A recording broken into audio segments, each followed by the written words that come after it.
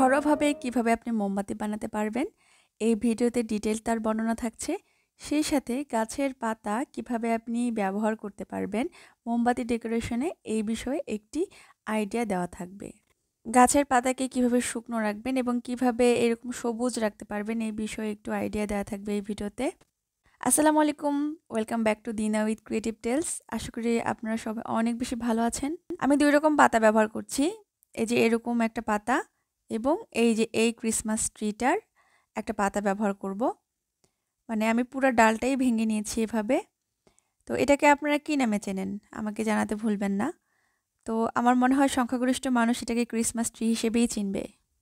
আমি যে ডালটা ভেঙে নিয়েছি সেটাকে আমি কিছুদিন আমার পড়ার টেবিলের সাইডে রেখে দিয়েছিলাম। আমার একটু ব্যস্ততা ছিল যার জন্য এটাকে প্রিপারেশন করতে পারিনি।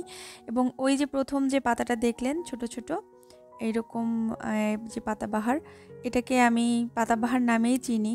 অনেকে এটাকে ছোট ক্রিসমাস বলে। তো দেখিয়ে দিচ্ছি পাতাটা আমি আপনাদেরকে, দেখতে পাচ্ছেন। এটাকে আমি এইরকম ডায়েরির মধ্যে রেখে দিয়েছি অনেক দিন না, আসলে 1 মাসের মতো রেখে দিয়েছি, আমি বেশি দিন রাখিনি। তো এটাকে কী করবেন, এটাকে যদি সাথে সাথে এনে আপনি ইস্ত্রি করতেন, কিভাবে ইস্ত্রি করবেন বা আয়রন করবেন সেটা আমি আপনাদেরকে কিছুক্ষণ পরে দেখিয়ে দিচ্ছি। তো এই পাতাগুলো দেখেন কিছু সবুজ রয়ে গিয়েছে, কিছু একটু ধূসর বর্ণের হয়েছে। তো যেভাবে ইস্ত্রি করবেন বা আয়রন করবেন সেটা দেখিয়ে দিচ্ছি। এই ধরনের একটা কাগজকে এভাবে ফোল্ড করে নেবেন। ফোল্ড করার পর যেটা করবেন, এটার ভিতরে কিছু পাতা আমি দিয়ে দিব। এগুলো কিন্তু ইভেন না, মানে মসৃণ না অত বেশি, যার জন্য এগুলোকে কিছুক্ষণ মসৃণ করে নিব আমি। তো আপনি যদি চান আপনি ডায়েরির ভিতর কিংবা আপনার যে কোনো বইয়ের ভিতর এই পাতাটা কিছুক্ষণ বলতে কি, এই ধরেন 30 দিন কিংবা 40 দিনের মতো রেখে দিতে পারেন। তাতে হবে কি, এই পাতাগুলো এভাবে ইভেন হয়ে যাবে। আর যদি ইনস্ট্যান্ট আপনি ড্রাই পাতাটা চান তাহলে সেক্ষেত্রে গাছ থেকে নিয়ে এসেই আপনি এভাবে কাগজে ফোল্ড করে নিয়ে এভাবে ইস্ত্রি করতে দিবেন বা আয়রন করতে দিবেন।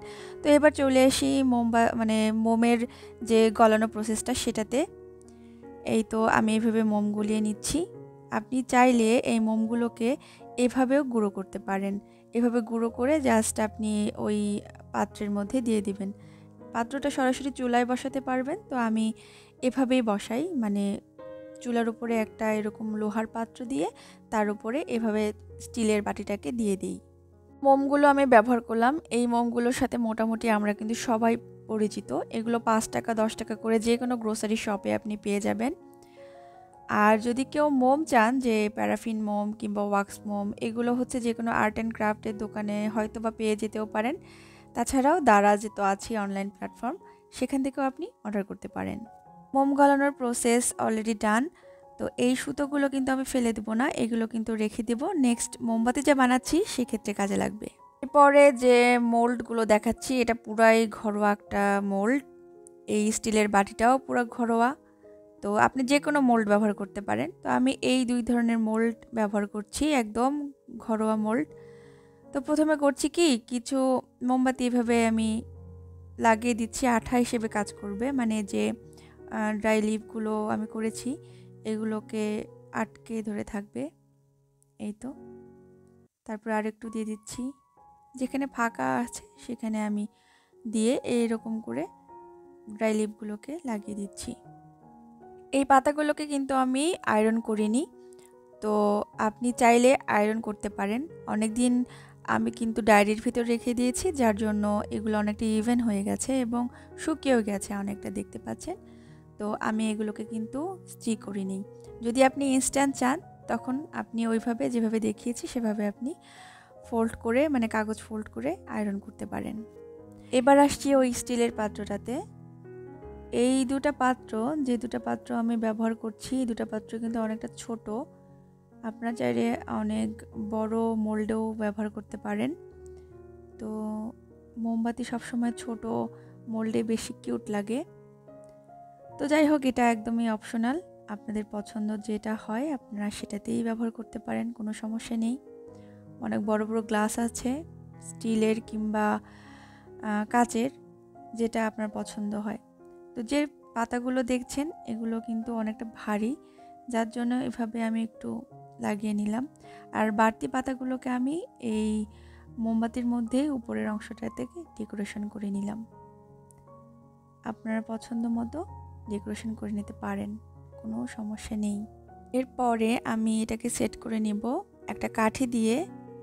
এটাকে একটু এভাবে সেট করে নিলাম। এরপরে কাচের জারে আমি মোম ঢেলে দিব। একটুখানি ঢেলে নিয়েছিলাম বাড়তি মোম, তো এটাকে আমি এখন এভাবে সেট করে নিলাম। তো এগুলোকে আমি ড্রাই করে নিয়েছি। এই তো খুব সহজে দেখেন উঠে গেল স্টিলের জার থেকে। দেখেন, অনেকে আমাকে জিজ্ঞেস করতে পারেন এই ক্যান্ডেলগুলো ড্রাই হতে কত সময় লেগেছে। তো আমি যখন এই ক্যান্ডেলগুলো করছি তখন উইন্টার ছিল। উইন্টারে আমি এগুলো বিকেলে করছিলাম এবং দেখলাম যে রাতও না, সন্ধ্যায় অনেকটা ড্রাই হয়ে গিয়েছে। তো এটা যদিও বা পরের দিনের ভিডিও, আমি সন্ধ্যায় দেখেছি ড্রাই হয়ে গিয়েছে টোটাল। একটি সিজার দিয়ে বাড়তি এই অংশগুলোকে আপনি এভাবে একটু কেটে দিবেন। যদি পুরোটা রাখতে চান রাখতে পারেন, আমি এভাবে কেটে দিলাম দেখার সৌন্দর্যের জন্য। উইন্টারে মোমটা জমতে বা মোমটা ড্রাই হতে অনেক বেশি সময় লাগে না, কিন্তু সামারে করতে একটু টাইম লাগে। সেক্ষেত্রে আপনি রাতে করলেন, দেখা যাচ্ছে সারা রাত আপনি এটাকে ড্রাই হতে দিলেন, সকালের দিকে দেখলেন যে এটা অনেকটা ড্রাই হয়ে গিয়েছে, এরকম একটা সময় লাগতে পারে। তো আসলে এই রকম ক্রাফট মেকিং কিন্তু ধৈর্যের কাজ, ধৈর্য নিয়ে করতে হয়। ধৈর্য নিয়ে যদি করতে পারেন তাহলে আপনার কাছে এসব কাজ কোনো ব্যাপারই না, তাই না? Now your candle is ready. তো আমার ভিডিওগুলো যদি আপনার ভালো লাগে অবশ্যই লাইক করতে ভুলবেন না, সেই সাথে কমেন্ট করেও জানাতে পারেন আপনার মতামত। আর আমাকে যদি খুব সহজে খুঁজে পেতে চান তাহলে অবশ্যই চ্যানেলটাকে সাবস্ক্রাইব করে রাখতে পারেন, সেই সাথে বেল আইকনে প্রেস করতে পারেন নতুন নতুন ভিডিওগুলো আপডেট পাওয়ার জন্য। তো ঠিক আছে, ভালো থাকবেন, আমার জন্য দোয়া রাখবেন। আল্লাহ হাফেজ, আসসালামু আলাইকুম।